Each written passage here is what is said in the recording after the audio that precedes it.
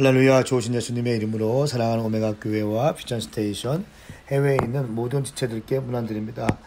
오늘은 베드로전서 3장 1절 말씀인데요.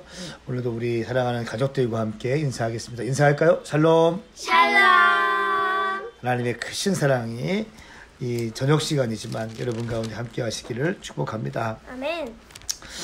우리는 계속해서 베드로전서를 보고 있습니다. 베드로전서에서 어떻게 얘기했습니까? 고난당하고 있는 그리스도인들에게 격려하고 믿음의 길을 끝까지 갈 것을 권면하고자 쓴 것이 베드로전서라고 말씀을 드렸습니다. 그래서 2장 말씀을 보면 우리가 성숙해야 되는 이유가 뭐라고 했죠? 우리 정체성, 성도들의 정체성이 있기 때문이다. 이렇게 말씀을 드렸습니다. 그리고 국가에 대해서도 또 직장에 대해서도 어떻게 우리가 입장을 취해야 될지 정확히 말씀을 드렸습니다. 억울한 일이 있어도 또 좀 손해본 날이라도 주님이 가신 길이고 주님이 고난당하시는 길이기 때문에 주님의 발자취를 따라가자. 이것이 부르심이라고 베드로전서 2장 말씀에는 기록하고 있습니다. 오늘 3장 말씀에는 크게는 가정에서 아내와 또 남편의 역할에 대해서 기록하고 있습니다. 또 다시 성도의 사회생활에 대해서 기록하고 있는데요. 저는 오늘 말씀을 한 세 단락으로 나눠 보았습니다. 1절부터 7절까지 성도의 부부관계,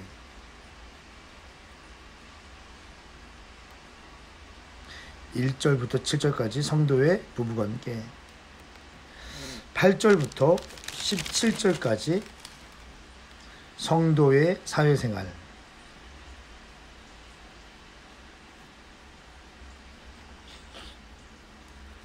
그리고 18절부터 22절까지 예수 그리스도의 사역, 이 예수 그리스도의 사역을 말씀하시면서 우리가 어떤 인생이 되어야 되는지 말씀을 하고 있습니다. 기대가 되시나요? 네. 먼저 1절 말씀, 아내들이여 이와 같이 자기 남편에게 복종하십시오 말씀하고 있습니다. 이와 같이는 어떤 것을 의미할까요? 2장 말씀에서 국가의 불의한 왕에게 순종하고 또 사회 제도 앞에 순종하는 것처럼 남편에게도 때로는 남편이 불의하고 또 잘못된 실수를 하고 하지만 남편에게도 복종하라고 말씀합니다. 이는 말씀에 순종하지 않는 남편일지라도 말이 아닌 아내의 행실로 인하여 구원을 얻게 하려는 것입니다. 말씀하고 있습니다. 하나님 말씀에 순종하지 않는 남편이라 할지라도, 하나님을 믿지 않고 내 마음대로 사는 남편이라 할지라도 아내의 그 선한 행실로 통하여 남편이 구원받게 하기 위해서라고 말씀하고 있습니다. 사랑하는 여러분, 여러분들이 믿음의 길을 걸어가고 있고 말씀 붙들고 한 걸음 한 걸음 걸어갈 때 때로는 손해를 본다고 느낄 때가 있을 겁니다. 또 억울하고 나만 왜 해야 되는가 라고 하는 생각이 들 때가 있을 것입니다. 그런데 그 선한 행실로 인하여 남편이 구원받는다는 것입니다. 네. 그러면서 하시는 말씀이 3절 4절 말씀에 머리를 따 내리거나 금장식을 달리거나 옷을 화려하게 차려입고 외모를 단정하지 말고 마음에 숨은 사람을 온유하고 고유한 심령으로 썩지 않을 것으로 단장하라. 이렇게 말씀하고 있습니다. 이 당시에 로마는요 전쟁했었거든요. 전쟁하면서 계속 나라를 정복하고 있었습니다. 그래서 로마 시대의 남자들은 대부분 전쟁 군인이었습니다. 그래서 아내들은 전쟁에서 돌아오기를 기다리는 남편을 기다리고 또 남편을 위해서 아름답게 치장하고 또 처녀들은 그 전쟁에서 승리하고 온 영웅들의 눈에 띄기 위해서 머리를 따 올리고 아름다운 모습으로, 그 매력적인 모습으로 보이기 위해서 많이 치장했다고 합니다. 그 말씀을 하고 있는 겁니다. 그렇게 겉모습만 치장하는 것이 아니라 내적으로 온유하고 고유한 심령인 썩지 않는 것으로 단정하라. 외적인 것은 다 썩어진다. 그러나 내적인 것은 썩지 않는다라고 말씀하고 있습니다. 아멘. 이렇게 아내의 역할을 말하면서 특별히 사라가 아브라함에게 주라고 했던 것처럼 남편에게 그렇게 섬기십시오 라고 말씀하고 있습니다. 또 7절 말씀에는 남편들이 이와 같이 아내는 더 연약한 그릇인 것을 알고 그녀와 함께 살아야 합니다. 또한 생명의 은혜를 함께 상속할 사람으로 귀히 여기십시오. 아내가 어떤 존재인가? 연약한 그릇 동그라미 생명의 은혜를 함께 상속할 자. 그렇기 때문에 아내는 중요합니다. 아내는 더 연약합니다. 아주 아름다운 크리스탈처럼 그 크리스탈의 지문이 얼룩지고 또 잘못하면 깨질까봐 조심하는 것처럼 남편들이 아내를 대할 때 그렇게 대해야 한다는 것입니다. 조심스럽게 또 아껴주면서 사랑하는 마음으로 섬길 것을 요구하고 있습니다. 왜냐하면 연약한 그릇이고 생명의 은혜를 상속할 자이기 때문에 결국 그렇게 하는 이유가 무엇인가? 여러분의 기도가 막히지 않게 하기 위해서. 아내와의 관계가 깨어지면 기도가 막힌다는 것은 뭡니까? 영적인 것이 막힙니다. 아무리 믿음이 좋고 아무리 뜨거운 사람도 가정에서 부부싸움을 하면 영적으로 막히게 되고 영적으로 자유함이 상실되게 되는 것입니다. 그렇기 때문에 아내와 함께 사랑을 나누고 또 잘 대해줌으로써 기도가 막히지 않게 하라 이렇게 말씀하고 있습니다. 저는 선포하고 축복합니다.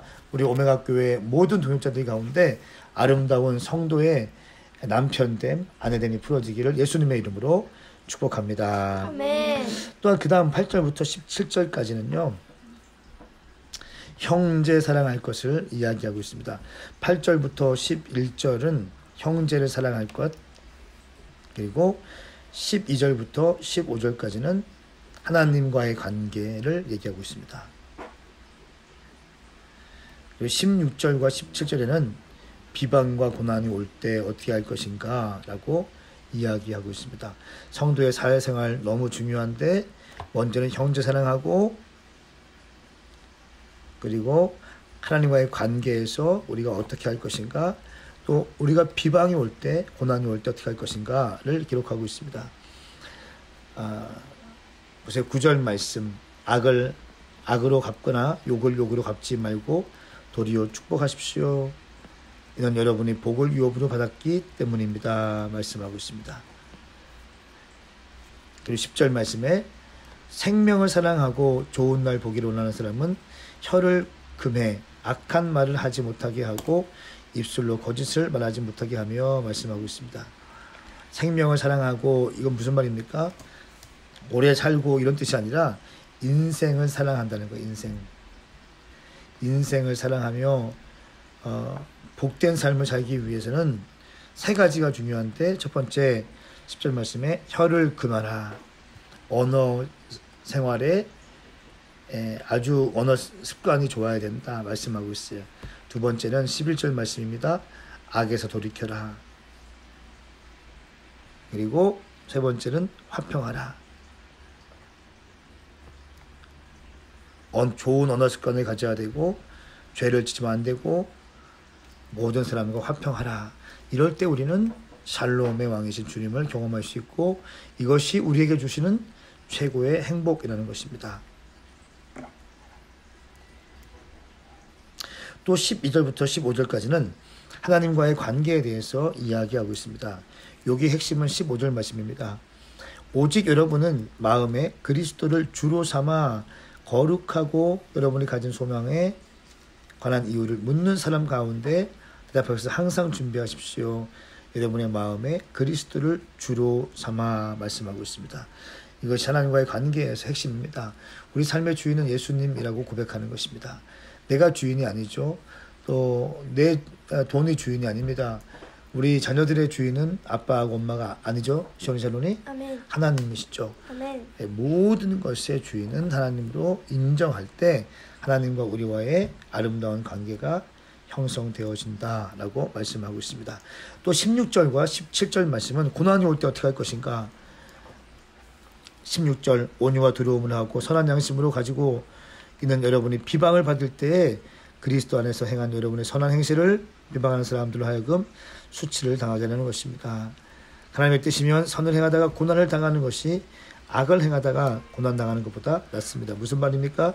주님의 일을 위해서 고난 당하는 것이 낫다는 것입니다.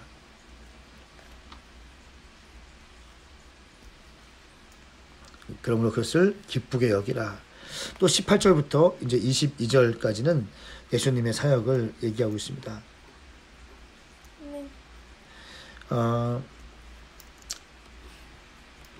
18절 말씀 보십시오. 18절 말씀에는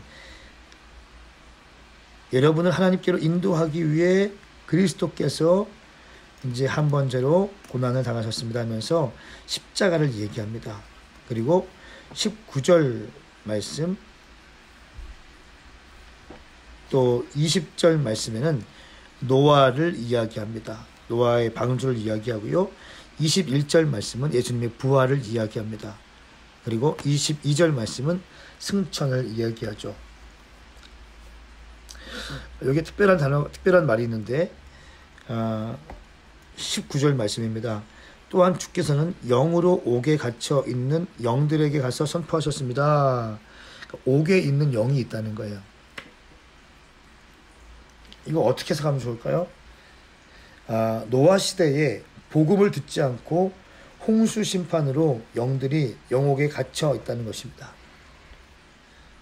그러니까 죽은 후에 한번 죽은 다음에도 구원받을 가능성이 있다는 것이 아니라 노아 시대에는 복음을 듣지 못했기 때문에 그래서 예수님께서 복음의 메시지를 그냥 일방적으로 선포했다는 것입니다. 복음의 확증을 위해서.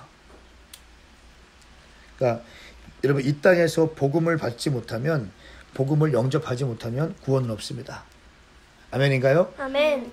어떤 경우에도 이 땅에서 복음을 받아들이고 영접하지 않으면 구원은 없습니다. 근데 예수님께서 영으로 옥에 갇혀 있는 영들에게 가서 선포하셨습니다. 선포, 일방적으로 선포하는 거죠. 이것은 무엇인가 하면 노아 시대 때에 예수 그리스도의 십자가를 알지 못하는 사람들에게 가서 일방적으로 선포했다는 것입니다. 구원의 문제는 관계없는 거예요. 복음의 확증을 하기 위해서 선포하신 것을 의미합니다. 그러면서 노아의 사역을 얘기합니다. 노아는 어떤 사람이었습니까? 주의 길을 예비하는 사람이었어요. 노아가 방주를 예비하는 동안 하나님께서 오래 참고 기다리실 때 끝내 불순종했던 사람들입니다. 물로 심판을 받을 때 구원받을 사람이 적으니 단 8명 뿐이었습니다. 말씀하고 있습니다. 주의 길을 예비했던 노아였죠. 그 당시 사람들과는 구별된 삶을 살았던 사람이 노아입니다. 이 말씀은 무슨 말입니까? 노아의 예를 왜 끄집어냈을까요? 노아는 하나님의 말씀을 소중히 여기고 주의 심판을 인식했다는 거예요. 그러니까 이것이 특징이에요.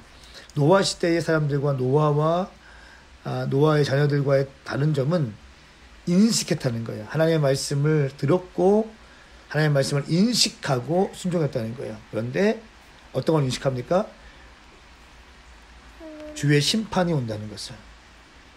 그런데 많은 사람들은 그거에 대해서 인식하지 못하고 깨닫지 못하고 자기 마음대로 자기 즐거운 대로 먹고 입고 싸고 즐겼다는 것입니다. 여기서 중요한 것은 바로 오늘날 우리가 살고 있는 이 시대에도요, 많은 사람들이 인식하지 못하고 있다는 거예요. 교회 안에도 인식하지 못하는 사람이 참 많은 것 같습니다. 이것이 안타까움인 것이죠. 저는 우리 오메가 교회가 깨어나기 원합니다. 아멘. 이 말씀을 듣는 사람들이 깨어나기 원합니다. 아멘. 노아 시대처럼 여러분들 깨어나십시오. 인식하셔야 됩니다. 아멘. 그것이 바로 우리가 해야 될 길이에요. 예수님의 사역에 우리의 삶에서 본이 되어야 합니다. 우리를 하나님 앞에 인도하시기 위해서 사역의 목적이 되어주셨습니다. 또 고난 중에도 십자가를 지시면서 인내하셨습니다. 왜 그랬습니까? 사람을 살리기 위해서 그렇게 하신 것입니다. 우리가 이 땅에 살면서 고난받고 있을 때, 특별히 베드로전서는 고난받는 성도들을 위해 쓰여진 책인데 고난받고 있는 성도들에게 예수 그리스도도 고난받았다. 그리고 노아도 하나님의 심판의 때를 인식하고 그 당시의 사람들과는 다르게 구별된 삶을 살았고 주의 심판을 인식하면서 인내했다. 그러므로 여러분들도 인내하십시오 라고 하는 말씀을 오늘 하고 있는 것입니다. 사랑하는 여러분, 오늘 이 말씀 조금 복잡할 수 있지만 자세히 읽어보시면 또 단락 구분을 하면 아마 눈에 쏙 들어오게 될 것입니다. 저는 선포하고 축복합니다. 여러분의 가정생활에서 믿음의 성도의 남편과 아내의 모습을 갖추십시오.